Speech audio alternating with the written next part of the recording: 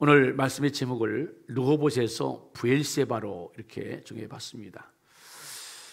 이삭이 자신의 인생에 닥쳐온 위기 상황을 믿음으로 돌파한 극적인 인생 반전을 꼽으라면 바로 오늘 본문에 나오는 사건일 것입니다.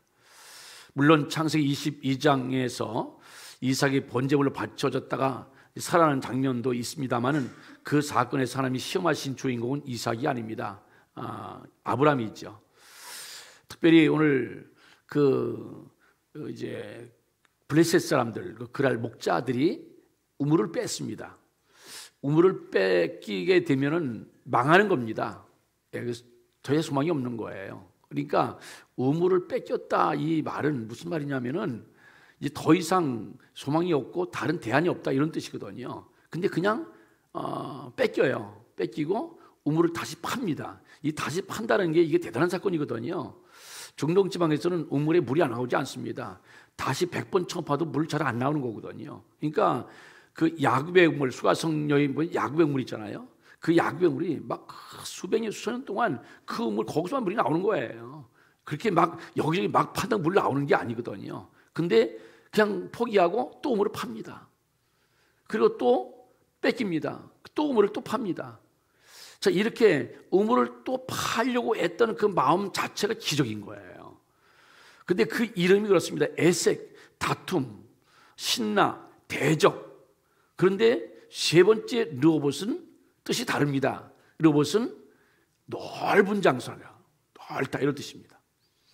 여기서 르호봇의 의미는 이삭의 연약한 믿음을 시험하고 연단해서 온전한 믿음으로 만들어가는 그런 특별한 변곡점이 되고 있습니다. 그런 자리가 되고 있어요.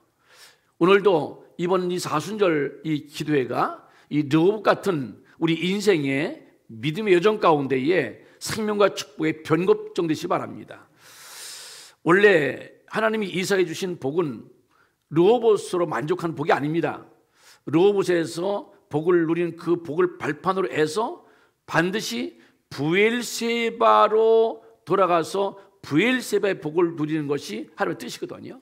자, 그래서 르호봇에서 브엘세바로 올라갔을 때에 드디어 하나님이 이삭에게 나타나서 뭘 주시죠? 말씀을 주세요. 브엘세바에서 말씀을 주십니다. 그 말씀이 오늘 23절 이삭이 거기부터 브엘세바로 올라갔더니 거기가 어디입니까? 르호봇이죠. 르호봇에 올라갈 때 24절 그 밤에 여호와께서 그에게 나타나 이르시되 나는 네 아버지 아브라함의 하나님이니 두려워하지 말라. 내 종 아브라함을 위하여 내가 너와 함께 있어 네게 복을 주어 네 자손이 번성하게 하리라 하신지라. 자, 근데 이 말씀은요 이미도 언제 주신 말씀이냐면은 앞에 2절, 3절, 4절, 5절에 아주 자세하게 더 확실하게 이미 주신 말씀이에요. 자, 2절에 이렇게 말씀합니다. 그랄 땅에서 주신 말씀인데 애굽으로 내려가지 말고 내가 네게 지시하는 땅에 거주해라. 이제 이삭이 말씀하시는 거예요. 3절 이 땅에 거류하면 내가 너와 함께 있어 네게 복을 주고 내가 이 모든 땅을 너와 네 자손에게 주리라. 내가 네 아버지 아브라함에게 맹세한 것을 이루어 네 자손을 하늘의 별과 같이 번성하게 하며 이 모든 땅을 네 자손에게 주리니 네 자손을 말미암아 천하만이 복을 받으리라. 이는 아브라함이 내 말을 순종하고 내 명령과 내 계명과 내 율례와 내 법도를 지켰음이라. 이렇게 말씀하신 거예요. 그리고 6절에 이삭이 그랄에 거주하더니 하였더니. 자, 그러면 그 하나님의 말씀을 믿고 담대히 그랄 땅에서 자손들과 함께 번성하는 믿음과 사명의 삶을 살면 되지요. 맞아요? 그렇게 살면 돼요. 그런데 그 땅 거민들을 두려워할 필요도 없어요. 왜냐하면 나는 네 아버지 아브라함의 하나님이니 두려워하지 말라. 분명히 두려워하지 말라고 말씀을 하세요, 하나님께서. 그리고 내 종 아브라함을 위하여 내가 너와 함께 있어 네게 복을 준대. 너와 함께 있어 두려워하지 마라 지켜줄게. 이 정도가 아니고 뭐가 준대요? 복을 주신대요. 하나님 함께 지켜준대요. 그리고 정확하게 두려워하지 말라고 말씀하세요. 그럼 된 거죠. 그래서 이제 하나님이 늘 함께 하시는 복도 주신다고 그랬는데 이보다 더 완벽한 보장은 없어요. 그런데 이삭의 반응이 어떻죠? 그 다음 절 7절 볼게요. 다 같이 한번 시작. 그 사람들이 그의 아내에 대하여 물으매 그가 말하기를 그는 내 누이라 하였으니 리브가는 보기에 아리따움으로 그것 백성이 리브가로 말미암아 자기를 죽일까 하여 그는 내 아내라 하기를 두려워함이었더라. 이건 믿음이 아니에요. 완전히 정반대의 생각을 갖기 시작해요. 하나님의 말씀은 말씀대로 듣고 아멘은 했어요. 아멘 했는데 실제 생활은 세상 사람들과 믿음 없는 사람들과 인본주의적으로 똑같이 두려워하고 환경 조건의 영향을 받아가지고 걱정과 두려움에 결박된 상태를 말하고 있는 거예요. 이건 지금 이미 결박된 거죠. 자기 아내를 아내라고 말도 못하는 만큼 두려운 결박이 된 거예요. 하나님은 어디 계시지? 하나님 약속한 말씀은 도대체 뭐였지? 이게 믿음인가? 이건 믿음이 아니에요. 그러니까 지금 이렇게 이런 상태가 됐을 때 중요한 거 있습니다. 그것은 뭐냐면은 그럼에도 불구하고 이삭을 향하신 하나님의 복된 계획은 변함이 없다는 거예요. 할렐루야. 그럼에도 불구하고 그걸 어떻게 해야 됩니까? 아니 지금 네가 잘나서 하는 게 아니다 이 말이에요. 네가 하는 게 아니라 아브라함 계속 그렇게 말씀하시거든요. 내 종 아브라함을 위해서 너 때문이 아니야. 아브라함을 위해서 내가 너와 함께 할 거야. 너한테 복을 줄 거야. 너 하는 너 행동 때문에 하는 게 아니야. 너 때문이 아니라 네 아버지 아브라함 때문에 아브라함을 위해서 복 주는 거야. 이렇게 말씀하시거든요. 그 아브라함이 바로 우리가 예수 그리스도를 믿는 믿음입니다. 그래서 우리는 아브라함의 자손이에요. 아버지 아브라함이요. 하나님도 아브라함이에요. 전부 다 아브라함이 들어가요. 믿음의 조상인 거예요. 우리 때문이 아니에요. 그 약속 때문에 아브라함을 통해 주신 놀라운 은혜가 바로 메시아 그리스도 예수의 약속이에요. 그 이름 때문에 우리 복을 주시는 거예요. 그러니까 아브라함을 위하여 그렇게 하는데 이 아브라함을 위하라고 하는 이 말씀 속에 뭐가 있냐면요. 이 절대로 그 이삭을 향하신 저와 여러분을 향하신 생명과 축복의 계획은 변경될 수가 없는 거예요. 이건 반드시 주어야 되는 건데 이대로는 줄 수가 없는 거예요. 이대로는. 그러니까 하나님의 축복의 계획은 변함이 없어요. 근데 이대로는 줄 수가 없어요. 그럼 어떻게 해야 되죠? 어떻게 해야 돼요? 우리를 고치셔야지. 예, 고치셔야 돼요. 고쳐서라도 복을 주겠다는 거예요. 그래서 오늘 고치시려고 오늘 자순절 나오라 하신 거예요. 할렐루야. 그게 예배예요. 절대 부도 낼 수 없고 변함이 없는 하나님이 아브라함에 약속하신 축복의 계획이 있다고요. 아브라함에게 약속한 축복의 계획이 바로 복음입니다. 이와 같은 믿음의 복은 이삭의 행위나 공로를 보고 주시는 복이 아닙니다. 그렇습니다. 믿음의 복은요, 우리의 행위나 공로를 보고 주시는 복이 아니라 하나님이 아브라함과 그의 자손에게 복을 주기로 하셨어요. 그러니까 하나님이 아브라함 너한테 복만 줄게 이렇게 말씀하지 않으세요. 네 자손이라고 그래요. 그 아브라함의 자손이 믿음의 자손이거든요. 그 자손이 바로 여러분들이에요. 그럼 아브라함과 그의 자손인 우리들에게 복을 주신다고 약속하신 약속은 절대로 부도나지 않습니다. 왜? 하나님 하신 말씀은 절대로 변개치 않는 말씀이란 말이에요. 그래서 본문 24절 다시 보면은 나는 내 아버지 아브라함의 하나님이니 너를 위해서가 아니라 네 아버지 아브라함이 두려워하지 말라. 또 내 종 아브라함을 위하여 내가 너와 함께 있어 복을 준다 이렇게 말씀하고 있단 말이죠. 네게 복을 주어 네 자손이 번성하게 되리라. 네 자손이 바로 여러분들입니다. 그래서 예수님이 여러분 그 누가복음 19장에 보면 삭개오 이야기 나오잖아요. 예, 삭개오 이야기 나올 때에 삭개오의 믿음을 보시고 그 돌 모아나면 올라가는 그 모습 보시고 이렇게 말씀하시는 거예요. 9절에 보면 19장 9절에 예수께서 이르시되 오늘 구원이 이 집에 이르렀으니 이 사람도 아브라함의 자손이다 하시면서 10절에 인자가 온 것은 잃어버린 자를 찾아 구원하려 함이니라. 이 삭개오에게 주신 놀라운 축복은 다른 게 아니에요. 너도 이제부터 아브라함의 자손이야 이렇게 말씀하시는 거예요. 그럼 복 받는 거예요. 아브라함 자손 되시기를 바랍니다. 어둠의 자식, 악한 사단의 자식에서 아브라함의 믿음의 자식을 바뀐 사람들은 어떤 사람들이냐? 복음, 말씀을 듣고 하나님의 자녀가 된 사람들. 그래서 사도 바울이 내가 복음으로 너를 낳았다 이렇게 말씀하시는 거예요. 자, 그렇다면 우리 같은 죄인들이 아브라함의 자손이 되는 길이 있습니까? 예, 있습니다. 오직 예수 그리스도를 믿는 믿음, 복음을 듣고 믿는 믿음으로만 가능합니다. 예수님의 십자가를 통해서 대적의 문을 얻는 거지요. 그 대적의 문이 뭡니까? 그게 사망으로 위협하는, 그들이 우리의 모든 생명과 축복의 그 통로를 딱 막아버리는 문이 있습니다. 그게 대적의 문인데 그것을 차지해야 된단 말이죠. 그것을 획득해야 돼요. 그것을 우리가 열어야 되는 겁니다. 그 대적의 문이 음부의 권세로 그들이 딱 잡고 있는 거예요.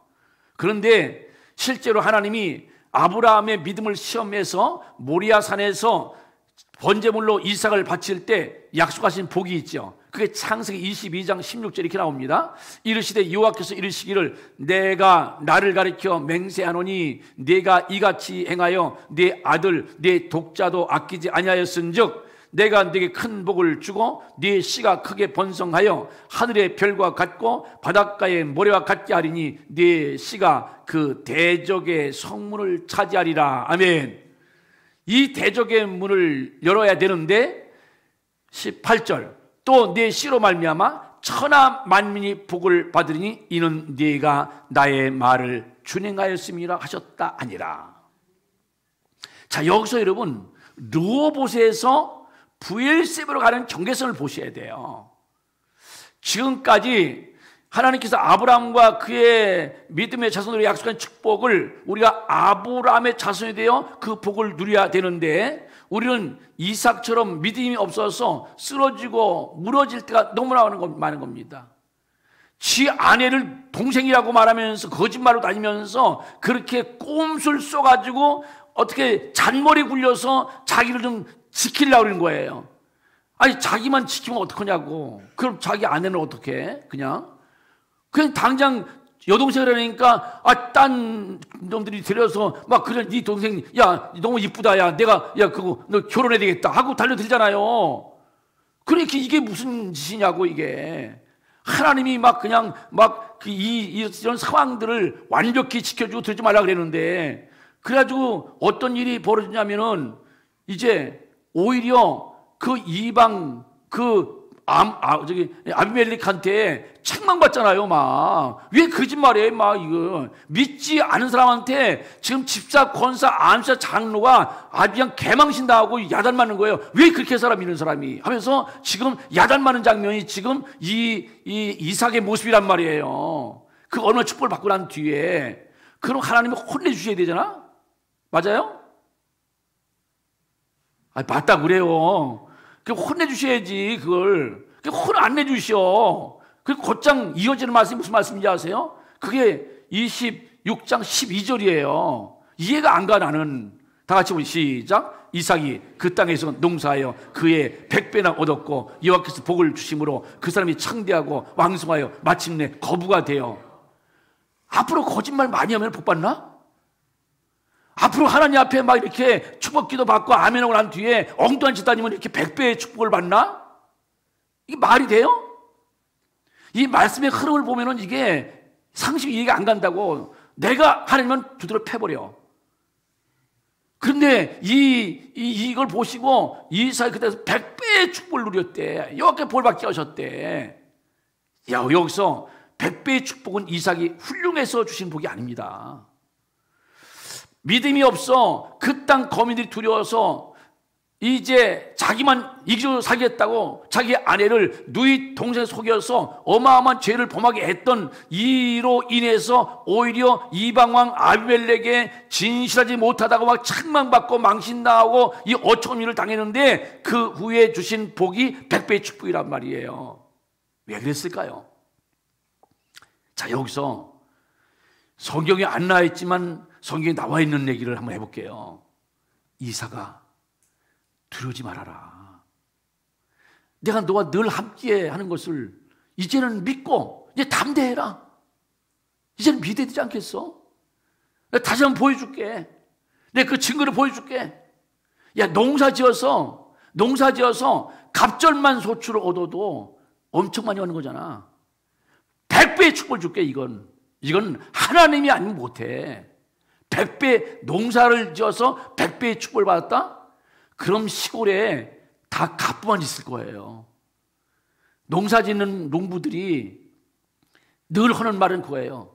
너는 농사 짓지 마라. 너는 대처에 가서 공부해서 너는 성공해라.